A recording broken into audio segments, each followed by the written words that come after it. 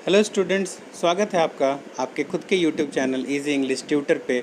और मैं राजन कुमार आज आपके लिए लेकर आया हूँ क्लास 12th का एक बहुत ही important poem my mother at 66। जी हाँ, एनसीईआरटी बुक का ये पोएम क्लास 12th के लिए है और इसका टाइटल है माय मदर एट 66। तो एक बार जल्दी से ओवरव्यू देख लेते हैं। ओवरव्यू ये है कि ये पोएम लिखा गया है कमला दास के द्वारा। This poem is written by Kamala Das, very famous poetess from the south India, who is very famous for capturing the complications of relationship between human beings. मतलब वो इंसान से इंसान के बीच जो कॉम्प्लिकेशंस होते हैं रिलेशनशिप में, उसके ऊपर ज़्यादातर अपने पोएम्स को फोकस करती हैं। This poem focuses on the bond between a mother and a daughter. हाँ, जैसा कि आप देख सकते हैं यहाँ पर अंडरलाइन कर रहा हूँ मैं। ये पोएम जो है वो फोकस करता है एक माँ और एक बेटी के बीच में जो प्यार भरा रिश्ता है, बॉन्ड है, उसके ऊपर। This poem defines the fear of the poet of losing her mother. ये पोएम जो है वो एक माँ के प्रति अपने बेटी के डर, ये जो पोएट हैं, पोएटेस हैं, उनका जो डर है अपनी माँ को खोने के प्रति, क्योंकि वो ओल्ड एज में आ चुकी हैं, उस चीज़ से रिलेटेड है। ठीक है, तो चलिए स्टार्ट करते हैं। पोएटेस जो हैं वो लिखती हैं, कमला दास लिखती हैं, driving from my parents home to Cochin last Friday morning I saw my mother beside me, doze open mouth her face ashen like that of a corpse and realised with pain. तो यहाँ पर पोएट कहना चाहती हैं कि in this first fragment of the poem, the poetess says that while going towards the airport to catch a flight to Cochin, यानी कोचिन जाने के लिए एक फ़्लाइट कैच करना है उन्हें और वो एयरपोर्ट जाती हैं और वो अपनी माँ के साथ हैं उस कार में जिससे वो जा रही हैं। She looks very carefully at her mother, वो अपनी माँ की तरफ बहुत केयरफुली देखती हैं। And presents her image before us, और उनका इमेज हमारे सामने प्रेजेंट करती हैं।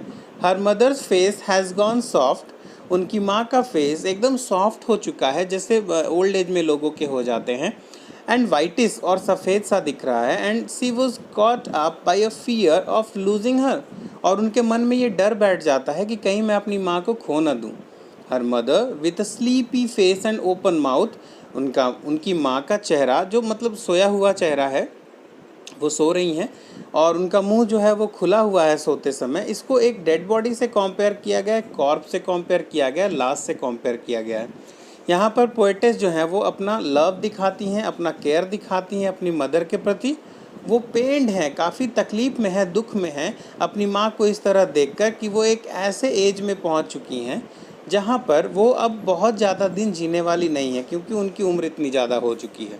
ठीक है, तो यहाँ पर बेसिकली यही है कि अपनी माँ के फेस को देखकर, जो कि वो डोज हैं, सो रही हैं, ओपन माउथ फेस है, मुंह खुला हुआ है, तो उन्हें डर लग जाता है कि उनका डेड बॉडी है वो एक डेड बॉडी की तरह दिख रहा है, और उन्हें काफ़ी दुख होता है ये चीज़ देखकर। ठीक है, तो चलिए नेक्स्ट स्टैंजा में बढ़ते हैं। That she was as old as she looked, but soon put that thought away and looked out at young trees sprinting, the merry children spilling out of their homes, but after the airports। मतलब यहाँ क्या हो रहा है कि poetess जो हैं वो काफ़ी ग्रेवली चिंता में हैं, ग्रेवली सैड हैं, क्योंकि उनकी माँ का जो ओल्ड एज है, बुढ़ापा है, ठीक है, वो अब बहुत सिंसियर एज पर पहुँच गया है, सिवियर एज पर पहुँच गया है। But to shift her attention, लेकिन इस बात से अपने ध्यान को हटाने के लिए, she starts looking out of the car, वो कार की खिड़की से बाहर देखने लगती हैं। To drive away the undesirable feelings, वो अनडिज़ायरेबल फीलिंग्स जो अपनी माँ के लिए उनके मन में आ रही थी, उसे ड्राइव अवे करने के लिए, दूर करने के लिए वो खिड़की से बाहर देखने लगती हैं। Outside the scene is of rising life and full of energy, बाहर का जो नज़ारा है वो बढ़ती हुई जीवन का है, ज़िंदगी बढ़ रही है, लहलहा रही है, फुल ऑफ एनर्जी है। फास्ट स्प्रिंटिंग ग्रीन ट्रीज, यानी हिलते हुए हरे पेड़ जो लहलहा रहे हैं। And children happily moving out of their homes, बच्चे खुशी खुशी जो अपने घरों से बाहर जा रहे हैं, खेल रहे हैं हाई एनर्जी के साथ, चीयरफुलनेस के साथ। इससे पोएट का बैड मूड चेंज हो जाता है। सी फाइनली रीचेस द एयरपोर्ट, और वो फाइनली एयरपोर्ट पहुंच जाती हैं और उनकी जर्नी अब कार की जर्नी ख़त्म हो जाती है, माँ के साथ की जर्नी ख़त्म हो जाती है।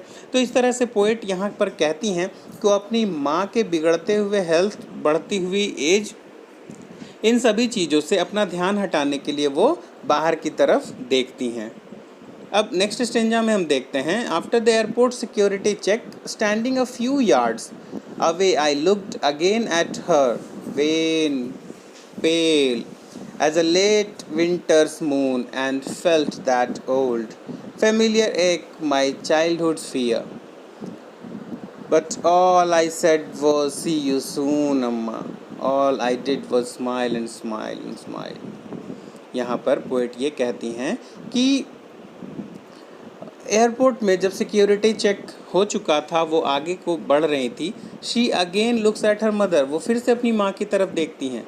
It is the time for the poetess to depart from there, अब वो वक्त आ चुका था कि पोएटेस को वहाँ से निकलना था, जाना था, फ़्लाइट से कोचीन जानी थी, ठीक है। विच मेक्स हर सैड, और वो काफ़ी उदास हो जाती हैं। जो इमेज है उनकी ओल्ड एज का, उनकी माँ की ओल्ड एज का, ठीक है, वो उन्हें लगता है कि जैसे अब काफ़ी ज़्यादा दुख भरा सिचुएशन आने वाला है उनके लिए, ठीक है। The poetess compares her mother's face to a late winter's moon, यहाँ पर पोएटेस अपनी मदर के फेस को एक विंटर के मून, मतलब एकदम काफ़ी ज़्यादा ठंड पड़ रही हो और चंद्रमा आसमान में हो, तो जिस तरह से उस समय उसके लाइट को, चंद्रमा के लाइट को फॉग और हेज़ ब्लॉक कर देते हैं, धुंध से चंद्रमा की रोशनी ब्लॉक हो जाती है, कुछ उसी तरह का चेहरा उन्हें अपनी माँ का नज़र आ रहा था। लेकिन वो जाते हुए सिर्फ स्माइल करती हैं, उस डर के साथ, उस भय के साथ जो उनके मन में बसा है।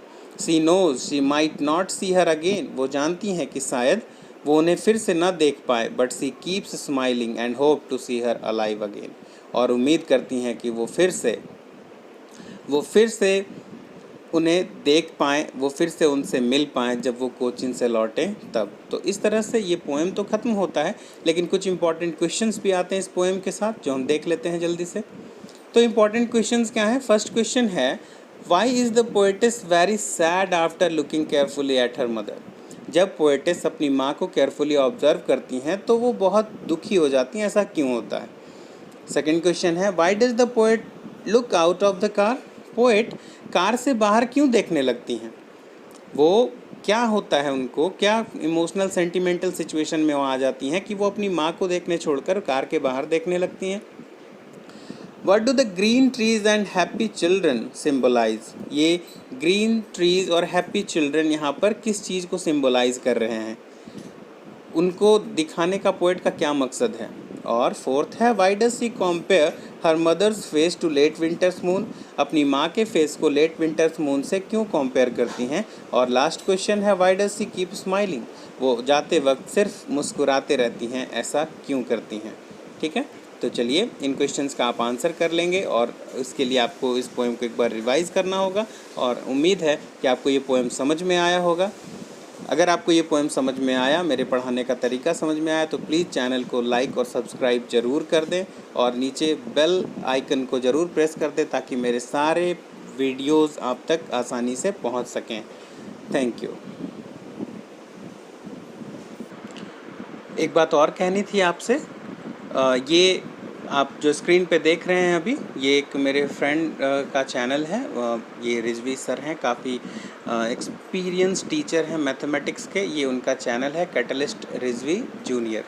तो फ्रेंड्स, इस चैनल को ज़रूर सब्सक्राइब करें अगर आप मैथ्स आसानी से सीखना चाहते हैं। अगर आपको मैथ्स में प्रॉब्लम होती है तो ये आपके लिए बेस्ट प्लेस है समझने के लिए कि मैथमेटिक्स आसानी से कैसे सीखते हैं। तो आप खुद भी इसको सब्सक्राइब कर लें। आप अपने क्लास 9th और 10th में पढ़ने वाले भाई बहनों को, दोस्तों को ये सजेस्ट कर दें, वो इसे सब्सक्राइब कर ले, बेल आइकन दबा दें, ताकि आपको मैथ्स के सारे चैप्टर्स के नोटिफिकेशन समय पर मिल सकें। आप देख सकते हैं यहाँ पर काफ़ी सारे चैप्टर्स हैं, पॉलिनोमियल्स हैं, कॉन्ग्रुएंस ऑफ ट्राइंगल्स हैं, रेशनल इरेशनल नंबर्स हैं। तो बहुत सारी वीडियोज़ इस पर आपको मिल जाएंगी, जिससे आप घर बैठे आसानी से पढ़ाई कर सकते हैं मैथमेटिक्स की। Thank you very much.